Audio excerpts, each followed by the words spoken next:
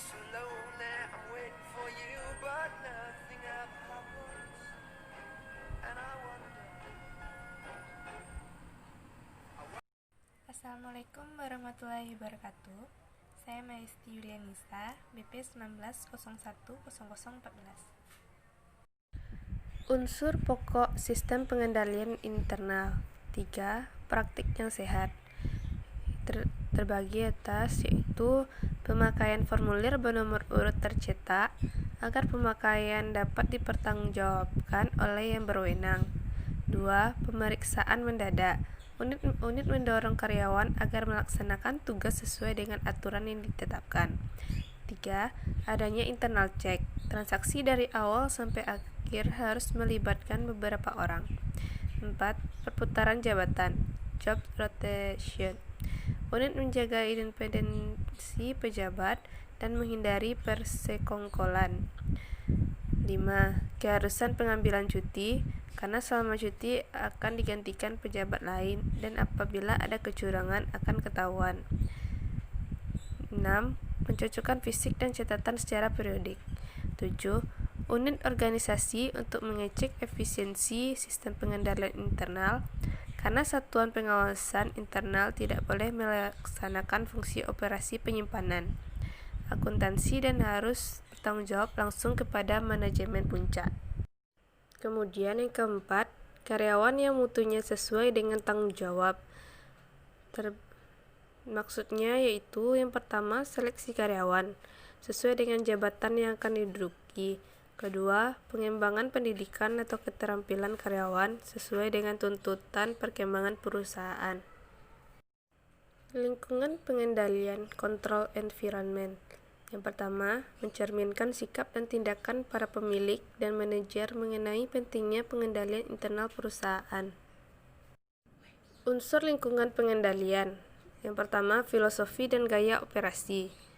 Maksud filosofi di sini yaitu seperangkat keyakinan dasar yang menjadi parameter perusahaan dan karyawan, apa yang seharusnya atau tidak seharusnya dikerjakan. Gaya operasi maksudnya adalah mencerminkan ide manajer tentang bagaimana operasi suatu kesatuan usahakan dilaksanakan. Unsur lingkungan pengendalian. Yang kedua yaitu berfungsinya Dewan Komisaris dan Komite Pemeriksaan. Yang pertama yaitu Dewan Komisaris adalah wakil pemegang saham pada PT berfungsi mengawasi pengelolaan perusahaan yang dilaksanakan oleh manajemen direksi. Kedua, Komite Pemeriksaan beranggotakan orang dari pihak luar perusahaan, berfungsi menunjuk KAP, membicarakan luas pemeriksaan, komunikasi masalah-masalah dengan KAP, dan menelaah laporan KAP. Perkenalkan, nama saya Atika Putri, BP 19010025. Pengendalian intern. Definisinya adalah meliputi struktur organisasi, metode, dan ukuran-ukuran yang dikoordinasikan untuk menjaga kekayaan organisasi, mengecek ketelitian dan keandalan data akuntansi, mendorong efisiensi dan dipatuhinya kebijakan manajemen. Tujuan pokok sistem pengendalian intern: yang pertama, menjaga kekayaan organisasi; yang kedua, mengecek ketelitian dan keandalan data akuntansi; yang ketiga, mendorong efisiensi; yang keempat, mendorong dipatuhinya kebijakan manajemen. Unsur pokok sistem pengendalian intern. Yang pertama, struktur organisasi yang memisahkan tanggung jawab fungsional secara tegas. Yang kedua, sistem wewenang dan prosedur pencatatan yang memberikan perlindungan yang cukup terhadap kekayaan, utang, pendapatan, dan biaya. Yang ketiga, praktek yang sehat dalam melaksanakan tugas dan fungsi setiap unit organisasi. Yang keempat, karyawan yang mutunya sesuai dengan tanggung jawabnya. Unsur pokok sistem pengendalian intern. Yang pertama, struktur organisasi yang memisahkan tanggung jawab dan wewenang secara tegas. Yang dimaksudkannya dalam rangka pembagian tanggung jawab fungsional kepada unit-unit organisasi yang dibentuk untuk melaksanakan kegiatan pokok perusahaan. Yang kedua,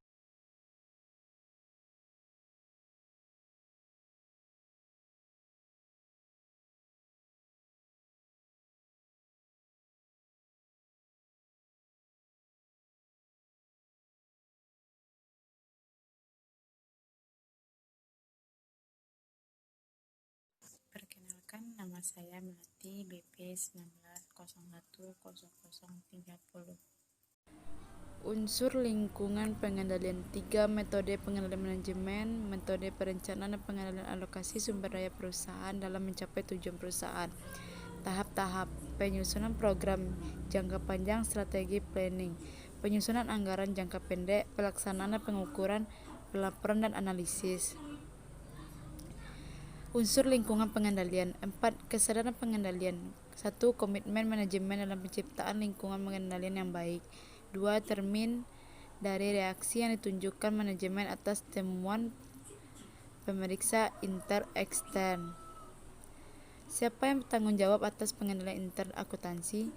Tanggung jawab untuk pengembangan dan pengoperasian pengendalian inter-akuntansi yang baik dalam perusahaan ada di tangan manajemen puncak. Pengendalian intern akuntansi. Tujuan pengendalian akuntansi: menjaga kekayaan perusahaan. A. Penggunaan kekayaan perusahaan hanya melalui sistem otorisasi yang ditetapkan. Pembatasan akses langsung terhadap kekayaan. Pembatasan akses tidak langsung terhadap kekayaan. B. Pertanggungjawaban kekayaan perusahaan yang dicatat dibandingkan dengan kekayaan sesungguhnya. Pembandingan secara periodik, rekonsiliasi antara catatan akuntansi yang diselenggarakan. Assalamualaikum warahmatullahi wabarakatuh. Saya Berliana Septiana, BP 19010028. Assalamualaikum warahmatullahi wabarakatuh. Saya Berliana Septiana, BP 19010028, akan menjelaskan tujuan pengendalian akuntansi. Yang kedua yaitu mengecek ketelitian. Pelaksanaan transaksi melalui sistem otoritas yang ditetapkan. A. Pemberian otoritas oleh pejabat yang berwenang. B. Pelaksanaan transaksi sesuai dengan otoritas yang diberikan oleh pihak yang berwenang. Pencatatan transaksi yang terjadi dalam catatan akuntansi. Yang A. Pencatatan semua transaksi yang terjadi.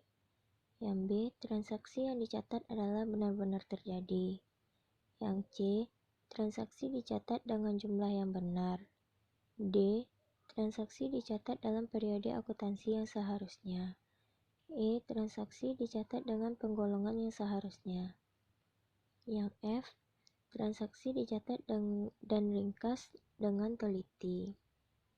Selanjutnya, pengendalian internal akuntansi atau EDP dibagi menjadi dua, yaitu pengendalian umum dan pengendalian aplikasi. Pengendalian umum. 1. Organisasi. Dalam EDP berfungsi otoritas dan akuntansi dimasukkan dalam program komputer. Fungsi perancangan sistem dan penyusunan program. Fungsi operasi fasilitas pengolahan data. Yang ketiga, fungsi penyimpanan program dan kepustakaan.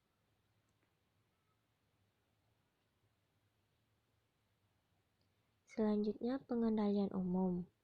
2. Pengendalian terhadap sistem dan program. Ini harus terpisah dari fungsi operasi fasilitas pengolahan data. Yang pertama, prosedur penelaahan dan pengesahan sistem baru. Yang kedua, prosedur pengujian program. Yang ketiga, prosedur pengubahan program. Yang keempat, dokumentasi.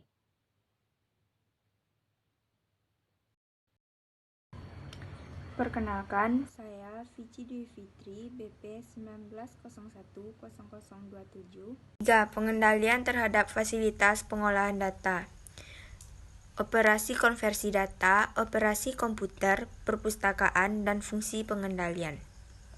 Selanjutnya, pengendalian aplikasi. Tujuannya yaitu menjamin semua transaksi telah diotorisasi dan diproses sekali dengan lengkap. Lalu, menjamin data transaksi lengkap dan teliti. Menjamin pengolahan data transaksi benar, menjamin penggunaan hasil pengolahan data, dan menjamin bahwa aplikasi dapat terus berfungsi. Pengendalian preventif, mencegah timbulnya masalah. Otorisasi data sumber, konversi data, penyiapan data sumber, turnaround documents, formulir bernomor urut tercetak, validasi masukan, Pemutakhiran arsip dengan komputer, pengendalian terhadap pengolahan data. Pengendalian detektif, mencari petunjuk letak masalah. Data transmission, control register, kontrol total, dokumentasi dan testing, penggunaan label,